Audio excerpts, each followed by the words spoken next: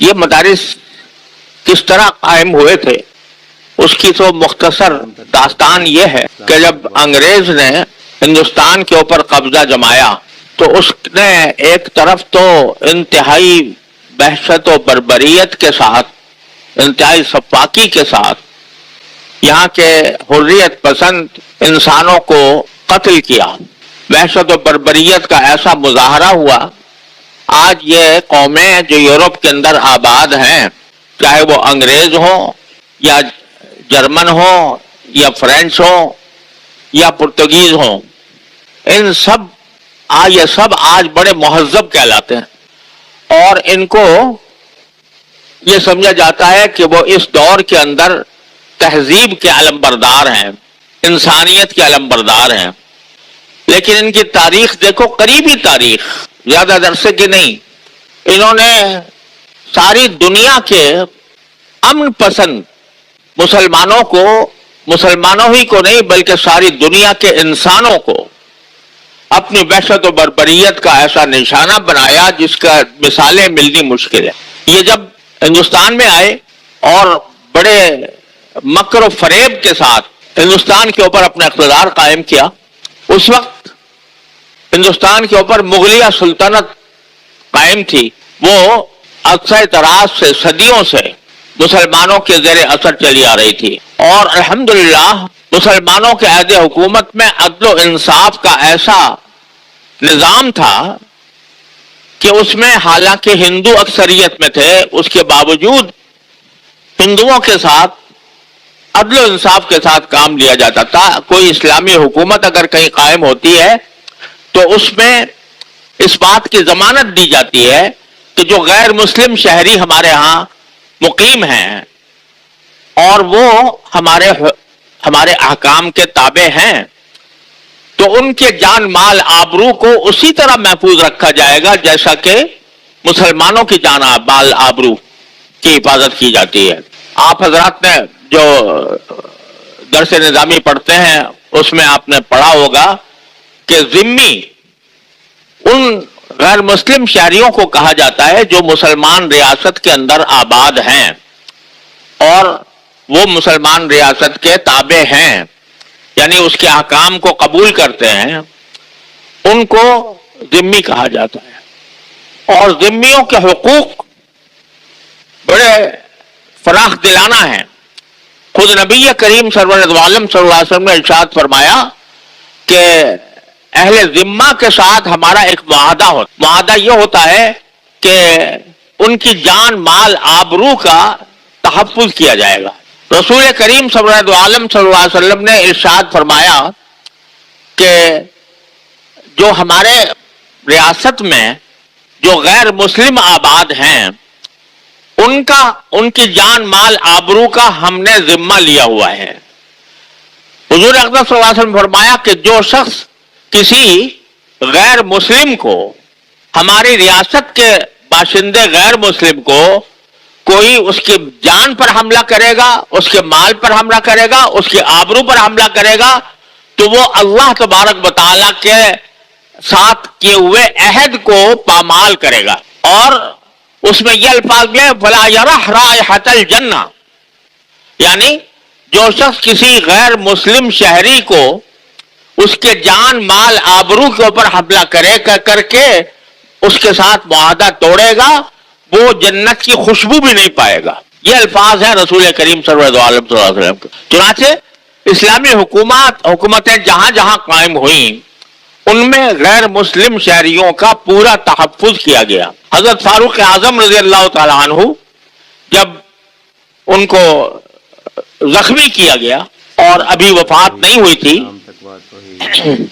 بلکہ آپ زخمی تھے، اس وقت آپ نے اپنے بعد کے لوگوں کو کچھ وصیتیں فرمائی۔ ان وصیتوں میں جہاں یہ تھی کہ بھئی تم سارے مسلمانوں کے ساتھ اچھا برتاؤ کرو گے، وہاں ساتھ ساتھ حضرت فاروق اعظم نے یہ وصیت فرمائی تھی اپنے بعد والوں کو کہ تمہارے ملک میں جو غیر مسلم مقیم ہیں تم ان کے ساتھ جو معاہدہ ہوا ہے اس معاہدے کی پوری پابندی کرنا، अगर कोई उन पर हमला करे, अगर उन पर कोई हमला करे उसके खिलाफ तुम्हें जिहाद करना होगा।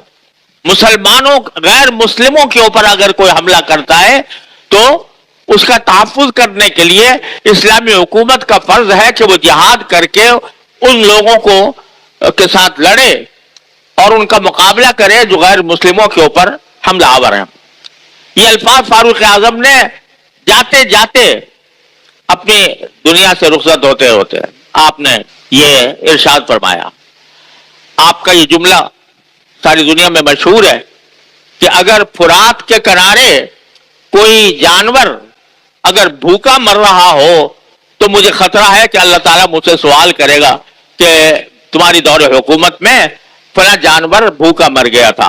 और हजरत फारूक आजम रजी अल्लाह ताला अन्हु ने एक मरतबा देखा, जा रहे थे तो रास्ते में देखा कि एक शख्स भीख मांग रहा है। पूछा कि ये कौन है, तो बताया कि यहूदी है और ये भीख मांग रहा है। तो आपने फरमाया कि ये कैसे हो सकता है कि एक इस्लामी हुकूमत में एक आदमी चाहे वो गैर मुस्लिम हो जिसका हमने जिम्मा लिया हुआ है वो भूखा मरे। लिहाजा फौरन उसके बैतुल माल से उसके लिए वजीफा जारी किया। तो सारी इस्लामी हुकूमतें इस पर अमल करती आई हैं।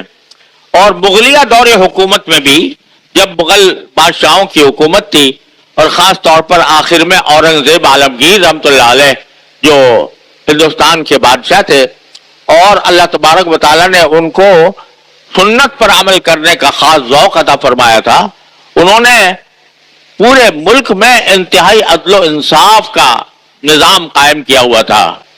वो हालांकि अक्सरियत हिंदुओं की थी मगर हिंदुओं के साथ भी उनका रिश्ता और उनका मामला इंतहाई फैयाजाना, इंतहाई रहमदिलाना था। अंग्रेज आ गया। अंग्रेज ने आकर जो जुल्म और सितम ढाए वो चाहे मुसलमान हो चाहे हिंदू हो, सारे मुसलमानों और हिंदुओं पर पूरे मुल्क के अंदर जुल्म और सितम का बाजार गर्म कर दिया गया। जो लोग आजादी चाहते थे उनके लिए चौराहों पर फांसियां लगाई गईं और चौराहों पर उनको फांसियां दी गईं। उनके साथ ऐसा जुल्म किया गया कि जो आखिरी बादशाह बहादुर शाह जफर उसके बेटों को शहीद करके उनके सर एक थाल के अंदर रखकर और उनके पास भेजा गया, आपको पास तोहफा भेजा गया है।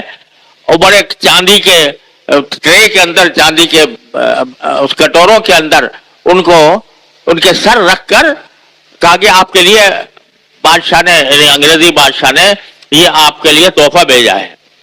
जब उन्होंने वो ढक्कन उठाकर देखा तो उनके बेटों के सर थे।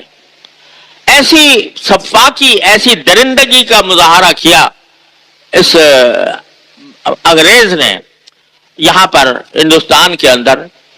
और जितनी आजादी की तहरीकें थी उनको सख्ती के साथ कुचल दिया गया।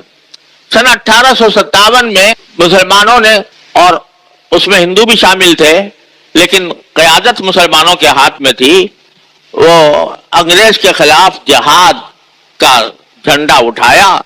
और हमारे अकाबिर में से हजरत मौलाना मोहम्मद कासिम नानौतवी रहमतुल्लाह अलैह, हजरत मौलाना रशीद अहमद साहब गंगोही रहमतुल्लाह अलैह, हजरत मौलाना रहमतुल्लाह कहरानवी रहमतुल्लाह अलैह, इन बुजुर्गों ने अपने इलाके में जिहाद शुरू किया अंग्रेज के खिलाफ और बाज मकामात पर फतह भी पाई। लेकिन मुकद्दरात हैं कि उसके बाद वो तहरीक कामयाब ना हो सकी और अंग्रेज ने पूरा तसल्लुत जमा लिया पूरे बर्र सगीर के ऊपर।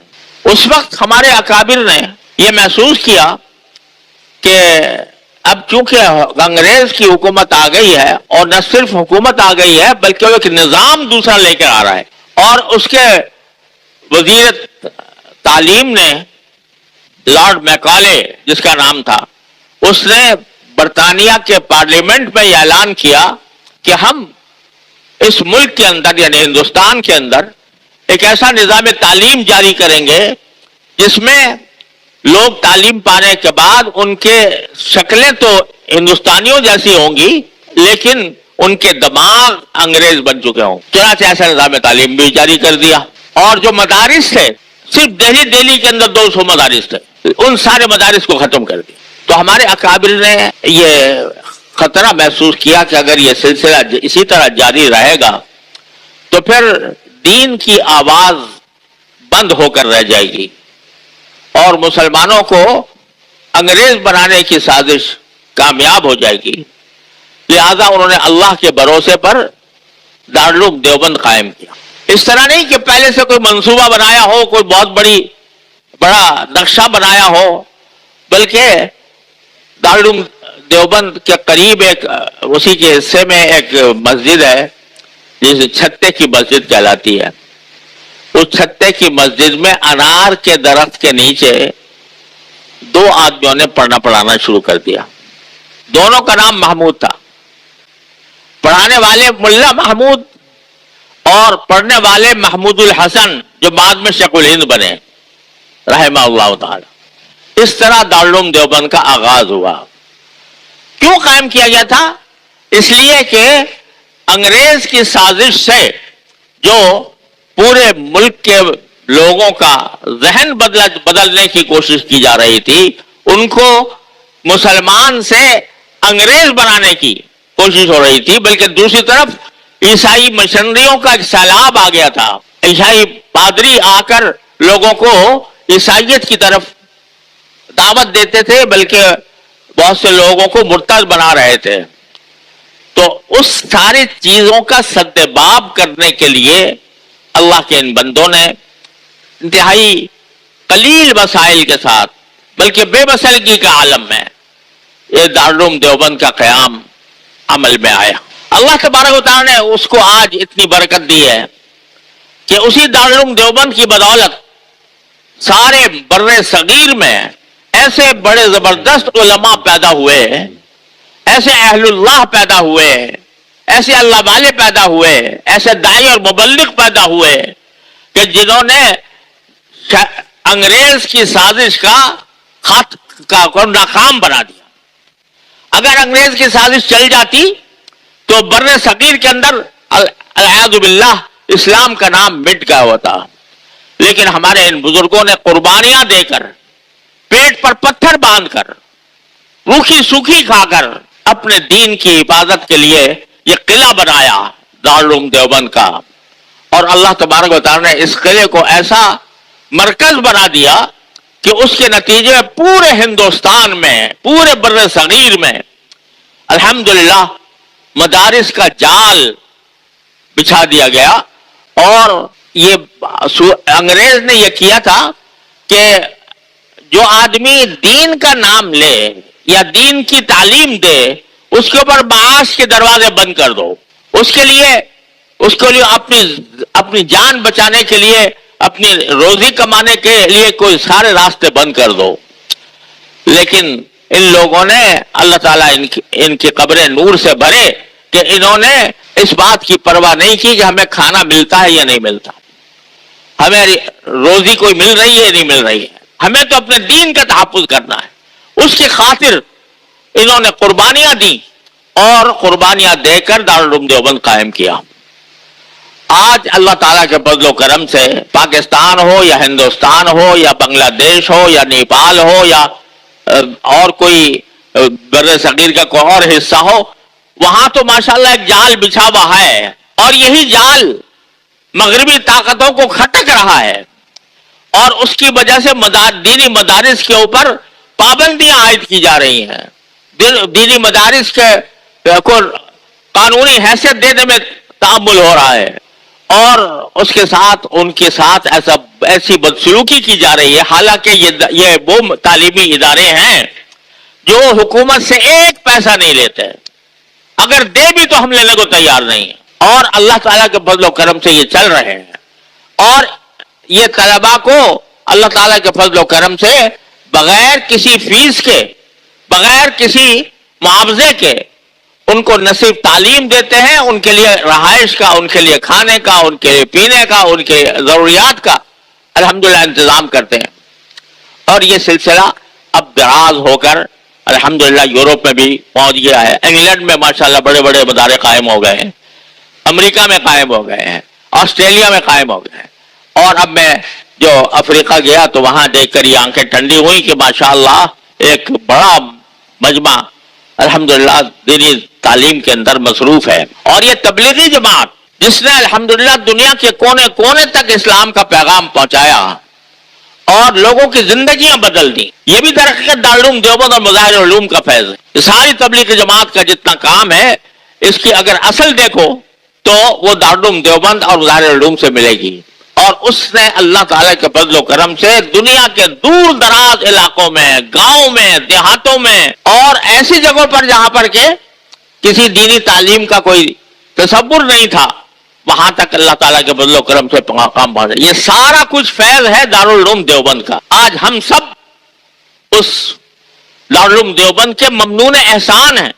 दारुल उलूम देवबंद के हमारे ऊपर एक कर्ज है कि उसने इतनी बड़ी तहरीक चलाई, इतना बड़ा अजीम काम अंजाम दिया, तो हमारा ये फर्ज है कि हम उस तहरीक को कायम रखें और उसकी हकीकत को पहचाने और उसके काम की कदर करें और उसके काम की कदर करके उनका साथ दें। अफसोस है कि पाकिस्तान बनने के बाद भी पाकिस्तान अल्लाह ताला के फजल करम से एक बड़ी नेमत के तौर पर अल्लाह ने हमें अता फरमाया। आज कल उसकी यौम आज़ादी भी मनाया गया है। उसका की बुनियाद इस पर थी और है, दस्तूर में पहला जुमला यह है कि इस कायनात पर हाकिमियत सिर्फ अल्लाह की। ये दुनिया के किसी और दस्तूर में ये बात नहीं मिलेगी जो यहां पर मौजूद है अल्हम्दुलिल्लाह। और बहुत सी अल्लाह ताला ने नेमतें हमें पाकिस्तान बनने के बाद अता फरमाई, लेकिन अफसोस है कि हमारी हुकूमतें इस नेमत की कदर नहीं कर रही, इस नेमत का हक अदा नहीं कर रही और वो पे दर पे ऐसे इक़दामात करती हैं कि जो पाकिस्तान के मकसद वजूद के खिलाफ। उन्हीं में जैसे मैंने कल अर्ज किया था कि मस्जिद एक शहीद कर दी गई। पूरे पाकिस्तान में कोई एक मस्जिद हुकूमत ने नहीं बनाई आज तक।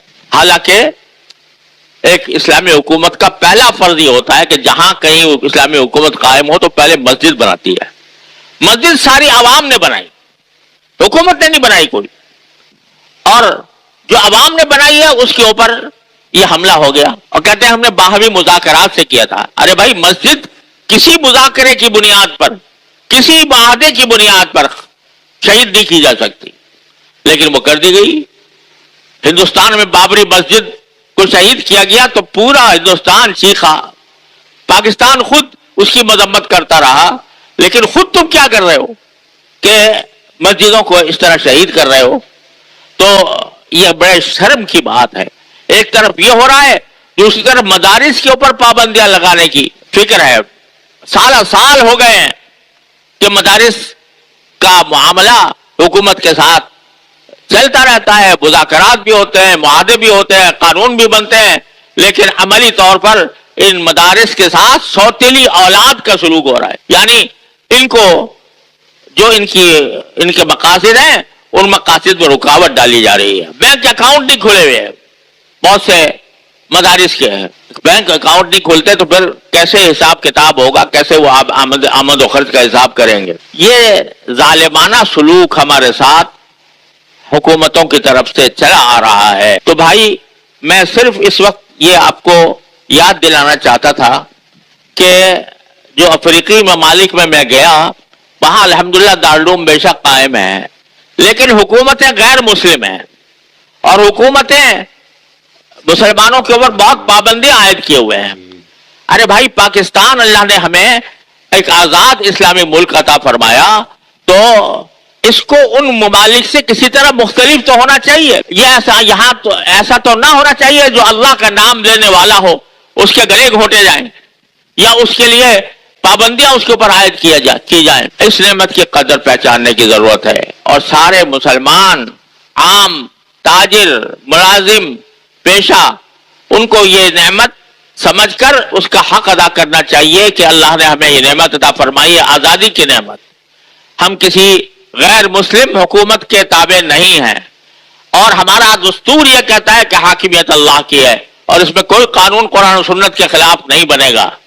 इसकी अहमियत और इसकी नेमत को सही समझकर अपने अपने जगह पर इस बात को का एहतमाम करें कि हमारी जिंदगी इस्लाम के सांचे में ढली हुई हो, और जब कभी इस्लाम के ऊपर कोई जद पड़े तो मुसलमान अवाम उसके लिए तैयार हो कि उसका मुकाबला करेंगे और उसका मुकाबला करके इस मुल्क को सही माना में पाकिस्तान बनाएंगे।